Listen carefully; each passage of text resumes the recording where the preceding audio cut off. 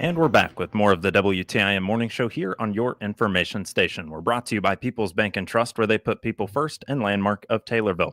I'm your host, Grayson Bauman. Joining us by phone today, I've got Monica Nyman. Monica is a nutrition educator with the St. Louis Dairy Council. Monica, good morning to you. How are you today? Good morning. I'm doing well. Thank you. Well, thank you. And I'm glad to hear that you're doing well. We previewed our topic for today last month, just briefly. We kind of threw out that. And if folks listened last month, then they maybe know where we're headed with this here today. We're going to talk lactose intolerance. As somebody who is not, there's a lot to be learned. So let's get into it with just what is lactose intolerance and the kind of, I guess, science even a little bit behind it. Sure. So I'm going to try to explain this as simple as possible. So I'm actually going to start with what is lactose. And lactose is a natural sugar that's found in milk and then any food that's made with milk. Okay. So normally in our bodies, we produce an enzyme called lactase. It is in our intestine. And so we process lactose because that lactase breaks it down. But if you have lactose intolerance, you're not making enough of that lactase enzyme, okay? And so this is just an intolerance. It's like a food sensitivity. It's not an allergy. It's not a disease. But what happens is if you don't have enough of that enzyme to break down that milk sugar, you start to get some uncomfortable digestive symptoms. So like gas and bloating and things like that after you eat dairy foods. Okay. So a couple things about lactose intolerance. Number one, in the research that I've read, most people are self-diagnosed. They do not go to the doctor. My concern with that is that there are a lot of gastrointestinal problems that give you the same symptoms. So just kind of keep that in mind. And the other thing about lactose intolerance, there's not like a level that diagnoses you. So for example, I might be able to drink 3/4 of a cup of milk and have no symptoms. But Grayson, you might only be able to drink a half of a cup of milk before you get symptoms. So everybody's just a little bit different. Everybody's kind of on a different level of the spectrum when it comes to lactose intolerance. So my assumption then would be certain people produce slightly more, slightly less lactase, even though if it's not meeting the exact amount that you need. And so then it varies a little bit with those quantities in which you can actually consume. That is true. And then this also is not typically a kid condition. It typically happens as we age. So, as you get older, things just, stop working as properly as they used to. And so kind of over time, your body might stop producing as much lactase enzyme. But yes, like I might have a different level than you have. And so that's why some people are able to tolerate a little bit of dairy, but a lot of dairy, they start to have symptoms. Gotcha. And that is a concerning thing when it comes to self-diagnosis, just in general. WebMD can tell you a whole lot of things when you go to look something up, but it can be also enveloped in so many other problems potentially that you're having. So I do really want to stress that piece as well. And something else that you mentioned there was it's not exactly a milk allergy. What is the difference between lactose intolerance and a milk allergy then? Okay, so these are two totally separate conditions. So I talked about lactose intolerance, but a milk allergy is actually caused by a reaction to the protein that is found in milk. And so for people who have milk allergies, they are absolutely not able to eat or drink any dairy products or even products that have like the whey protein added to them because it's a true allergy. So think about like, having difficulty breathing, like your immune system kind of responds to that and you get hives and things like that. So people with milk allergies are not able to have any dairy products because it's a totally separate condition. However, a lot of people with lactose intolerance, and I hear this a lot from consumers, they say, oh, I'm lactose intolerant. I don't eat dairy. But guess what? There are actually lots of ways that you can still consume dairy foods. And we're going to talk about that in just a little bit. And I'd be happy to jump right into that. I do have one quick question for you. And that Sure. would be, let's say I don't realize I'm lactose intolerant and I continue to consume dairy products as I would each and every day. And is there any harmful effects that kind of build up over time? Because you mentioned gas and bloating and things that you could probably just breeze on by and forget all about. Is there anything that kind of builds up or that can harm you? Or is it just going to be kind of you're going to continue to just feel one certain way? Is there something that builds up a little bit? Not that I'm aware of. So really, when people kind of self-diagnose themselves, it's because of the symptoms. So if you're having uncomfortable symptoms like that after you eat dairy foods, the first thing that you're going to want to do is take those dairy foods out, right? Because nobody wants to have uncomfortable digestive systems after eating any kind of food. So, but there's not going to be any harm if you're doing it. It's just not going to feel very good for you. And so that's why, why I'm talking about this today, to really educate people on what can you do if you have these uncomfortable symptoms when you consume dairy foods. Okay. And that's just good for me to know, and maybe good to get out there as well. Let's get into some of those ways to not only get the nutrients, but also just different ways to find those foods in our diet, even though we are lactose intolerant. Sure. So if you're experiencing these symptoms, there's a couple things that I'm going to suggest. Number one, you can start with a small amount of milk or dairy and kind of gradually increase until you find sort of that level that meets that tolerance. When you mix dairy foods with other foods, that slows digestion. So for example, maybe put milk on your cereal with some walnuts and berries. That's going to mix everything together and slow down digestion. One thing a lot of people don't know, but they always tell me, is that they can eat cheese.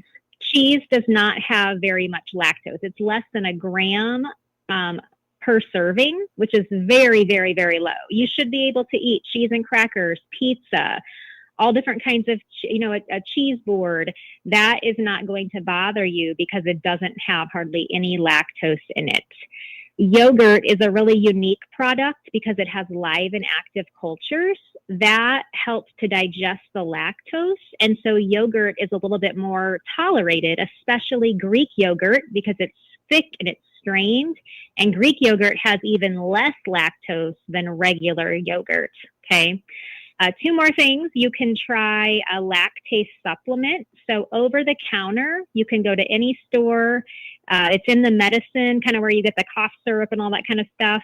They're called lactase enzyme pills. You take them right before you eat dairy, and they digest that lactose for you. Okay, make sure that you talk with your doctor if you're going to start taking any of these products, just to make sure that, of course, you have lactose intolerance. And then finally, there are lots of lactose-free dairy foods that are available in the grocery store, and those have that lactase enzyme added to them already, so it's kind of pre-digested for you. So that lactase enzyme, we can get it over the counter, but we probably want to make sure we are actually lactose intolerant before we do so, and then also finding those products on the shelves as well. And I know that's going to probably continue to become more and more available as more and more folks assume or even find out that they have a lactose intolerance there as well. Are there other ways to include dairy in my diet if I'm lactose intolerant? Just, you kind of mentioned mixing it in with other foods, letting it digest with other foods. Are there any other recommendations you might have? Yeah, I mean, those are pretty much the basic ones as far as reaching your 3 servings of dairy per day. So if you want to, if you like milk or even chocolate milk, you can have that with your lactase enzyme pill. You can mix it into a smoothie. I mentioned cheese. Again, a lot of people tell me, well, I can eat cheese. Cheese doesn't bother me, but when I have yogurt or milk, it does, Again, that's because cheese is very, very low in lactose. Again, the healthy bacteria from the yogurt. And then anytime you want to take the lactase enzyme pills, then you have lots of options. You can have any kind of milk. You can have any kind of yogurt carton. It doesn't have to be a specific, lactose-free brand. So again, there's lots of ways that you can still get your 3 servings of dairy in, even with lactose intolerance. Monica, are the lactase enzyme pills, the supplements there, are they fairly cost effective, or are they relatively cheap, or is that something that, if we can avoid, pretty much trying to do so at all costs? So what I have found is that it is, well, 2 things. It's a little bit cheaper to buy the lactase enzyme pills and take those before you eat dairy, based on the cost of lactose-free products. Okay. But lactose-free products are super convenient. However, you might have a little bit of a hard time finding a huge variety of lactose-free products. Sometimes when I'm doing a taste testing, I'll have to go to maybe 2 different grocery stores because I want to get milk and I want to get yogurt, or maybe I want to get ice cream. And so sometimes I have a hard time finding all of those products at one store. So the lactase enzyme pill, again, allows you to have any type of dairy, any brand, any flavor of yogurt. It just gives you a lot more options to work with. But again, there's a name brand, and then there's the off brand. I would just recommend to get whatever fits into your budget because it's going to be the same exact thing. Gotcha. And that was exactly what I was looking for answer wise. Yep. when it comes to if I just buy the pills and then continue to eat the products that are going to be relatively cheaper compared to then just going ahead and buying exactly lactose-free products. Answer was exactly what I was looking for there. So that's just where my money brain goes for a minute there as well. So let's take ourselves a break. We're joined by Monica Nyman, nutrition educator with the St. Louis Dairy Council. We'll be right back around with Monica to talk more about lactose intolerance and maybe finding out how to avoid lactose or maybe enjoy lactose-free products. And we'll just continue to find out more about it as we learn here on WTIM, your information station. Your information station, WTIM. This is Ashley Basso with People's Bank and Trust, where customers have one business banker who understands their business and provides the right financial services to achieve their financial goals. Your business banker is your single source for all your financial needs, from cash management to lines of credit, from mortgages to equipment loans, and everything in between. Call me at 888-PBT-1954. Bank with People's Bank and Trust so you can spend your time running your business, not explaining it. At People's Bank and Trust, we put people first. Member FDIC, Equal Housing Lender. Parents, get your kids ready for the new school year with help from the Christian County Health Department. Now at 730 North Pawnee, across from Taylorville Junior High School. They offer back-to-school immunizations for children entering kindergarten, 6th, 11th, or 12th grade at little or no cost. And while you're there, ask about fluoride treatments to help prevent tooth decay in children and youth. Make your kid's appointment now so they're ready for school. It's just another way the Christian County Health Department is working to protect, assure, and improve public health in our community. Take News Talk WTIM programming with you wherever you go, both live and archived. News Talk WTIM streams 24/7 simply by clicking the Listen Live icon at TaylorvilleDailyNews.com. And to hear archived WTIM programming like the morning or noon farm shows, expanded local newscast, morning show interviews, Swap Shop AM or PM, click the audio on-demand icon in the upper left-hand corner. Whether it's your smartphone, tablet, or desktop, News Talk WTIM stream is with you wherever you go 24 hours a day at TaylorvilleDailyNews.com. Hello, this is Lieutenant Ben Toberman from the Taylorville Police Department, your Christian County Crime Stoppers coordinator, bringing you the crime of the week. Taylorville Police Department received a call reporting shots fired on the east side of town near the Ahern block of East Adams. Another call was received in reference to a red vehicle leaving the area at a high rate of speed. Later that morning, Taylorville Police Department received a call from a concerned family member of blood being located on the exterior door of 819 East Adams Street. Officers located a casing from a 9mm handgun round and located 4 bullet holes in the front of the house. Please contact Crime Stoppers if you have any information on the crime or any other crimes or wanted persons. Crime Stoppers will pay cash rewards of up to $1,000 for information that leads to an arrest, and you do not have to give your name. Crime Stoppers will pay double the normal reward for information that leads to arrest of the crime of the week. You can contact Crime Stoppers at 217-824-9100 at our website, christiancountycrimestoppers.org, or by texting crimes 274-637 and then your tip. As always, you will remain anonymous. Pastor Brian Moore here from Locust Grove Church near Assumption. We are alive and so worth the drive.